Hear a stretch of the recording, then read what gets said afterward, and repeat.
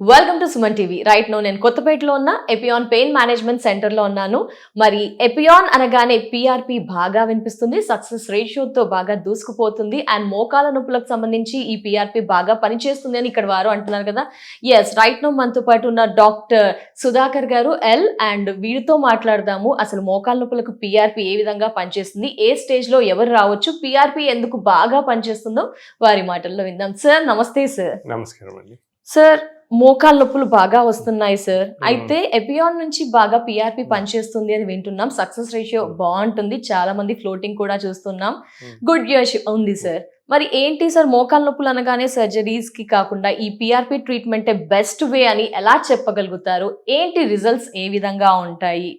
A grade లో చేయించుకోవచ్చు? ఇప్పుడు మోకాళ్ళ నొప్పులు చూసినట్టయితే ఇది చాలా కామన్. అంటే ఆస్టియోఆర్థరైటిస్ అంటే అరుగుదల, అంటే మోకాళ్ళ లోపల గుజ్జు అరుగుదల వల్ల వచ్చేది.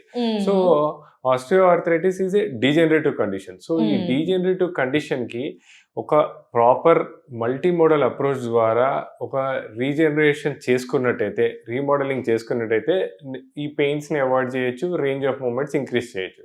సో ఈ విషయంలో Epione is the first multidisciplinary pain management centre. అంటే మా పెయిన్ మేనేజ్మెంట్ సెంటర్స్లో ఎవరైతే మోకాళ్ళ నొప్పులతో బాధతో వస్తారో వాళ్ళకి ఒక మల్టీమోడల్ అప్రోచ్, ఒక టీమ్ అప్రోచ్ తోటి ఆ పేషెంట్ రేంజ్ ఆఫ్ మూమెంట్స్ ఎంత ఉంది, ఏ స్టేజ్లో ఉన్నారు, మనము అంటే ఈ పిఆర్పి అనేది ఏ స్టేజ్ వరకైనా చేయొచ్చు. అంటే వెదర్ ఇట్ ఈస్ అంటే ఇంతకుముందు సర్జికల్ గ్రేడింగ్స్లో గ్రేడ్ 1, గ్రేడ్ 2, గ్రేడ్ 3, గ్రేడ్ 4 అనేవాళ్ళు. బట్ ఇప్పుడు మేము చూసేది ఏంటంటే కార్టిలేజ్ థిక్నెస్ చూస్తాం అనమాట. సో కార్టిలేజ్ థిక్నెస్ ఏ లెవెల్లో అరిగిన వాళ్ళకైనా మనం పిఆర్పి చేయొచ్చు. అంటే ఓన్లీ థింగ్ ఏంటంటే కొద్దిగా అర్లీ స్టేజెస్లో వస్తే రికవరీ ఫాస్ట్ ఉంటుంది, దానికి చేసుకోవాల్సిన కొన్ని జాగ్రత్తలు అవన్నీ కొన్ని డిఫరెంట్గా ఉంటాయి. కొద్దిగా లేట్ స్టేజ్లో వచ్చింది అనుకోండి, కొద్దిగా రికవరీ డిలే అవుతుంది. బట్ స్టిల్ ఏ స్టేజ్లో వాళ్ళకైనా పిఆర్పి చేయొచ్చు. అండ్ పిఆర్పి ఒకటే కాకుండా వాళ్ళకి ఒక ప్రాపర్ గైడెన్స్ తోటి ఒక మంచి రిజల్ట్ మా ఎపియాన్ లోపల ఇస్తున్నాము. ఎస్, అంటే సార్, అంటే క్లయింట్ వస్తారు మీ దగ్గరికి, ఓన్లీ పిఆర్పిఏ సొల్యూషన్ చెప్తారా? ఇంకా ఆల్టర్నేట్స్ ఏమైనా వెతుకుతూ ఉంటారా? ఫస్ట్ ప్రయారిటీ దీనికే ఇస్తారా?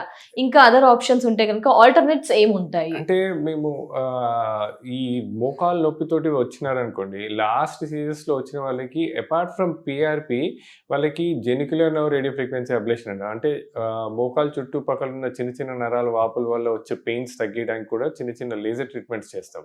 సో దాంతో పాటు ఈ పిఆర్పి కంబైన్ చేసినట్టయితే చాలా బాగా రిజల్ట్ ఉంటుంది.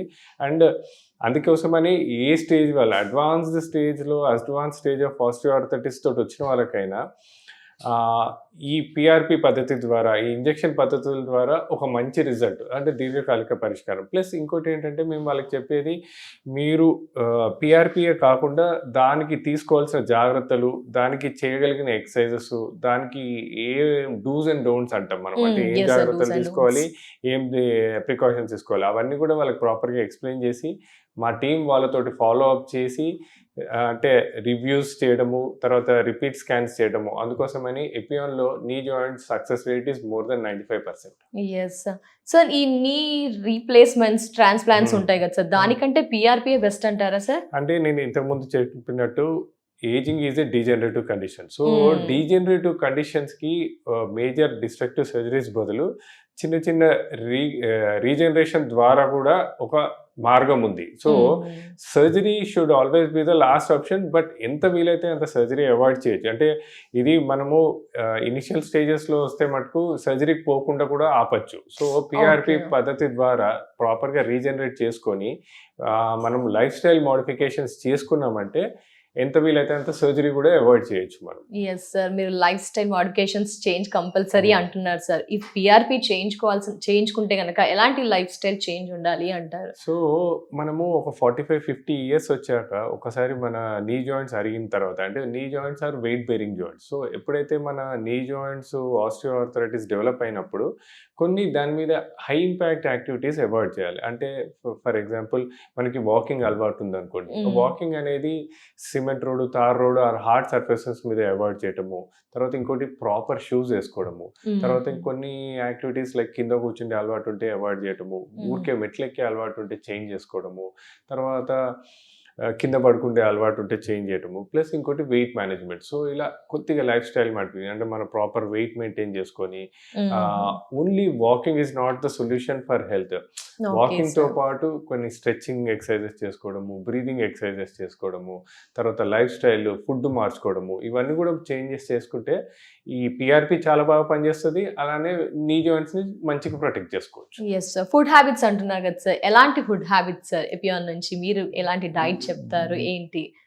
మేము జనరల్గా చెప్పేది ఏంటంటే ఇన్ఫ్లమేషన్ తక్కువ చేసే ఫుడ్స్ తినమని చెప్తాం. అంటే గ్రీన్ లీఫీ వెజిటబుల్స్ ఎక్కువ తీసుకోవడము, తర్వాత మోర్ ఆఫ్ ప్రోటీన్స్ తీసుకోవడము, కార్బోహైడ్రేట్స్ తక్కువ చేసుకోవడం. సో ఎప్పుడైతే మనము ఇన్ఫ్లమేటరీ ఫుడ్ అవాయిడ్ చేస్తామో, లైక్ షుగర్ కంటైనింగ్ ఫుడ్స్, అంటే రిఫైన్డ్ కార్బోహైడ్రేట్స్ తక్కువ చేసుకొని, ఇలాంటివి లైక్ మనకు omega-3 fatty acids, green leafy vegetables, తర్వాత more of proteins, less of carbohydrates, and then small meals more number of times, ఇట్లా మనము డైటరీ మోడిఫికేషన్స్ తోటి వెయిట్ తగ్గించుకోవచ్చు.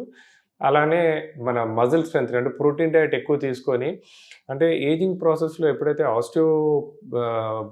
మన ఆస్టియోఆర్థరైటిస్ డెవలప్ అవుతుందో అదే టైంలో మజిల్ కూడా వీక్నెస్ అవుతుంటుంది. దాన్ని సార్కోపీనియా అంటుంటాం.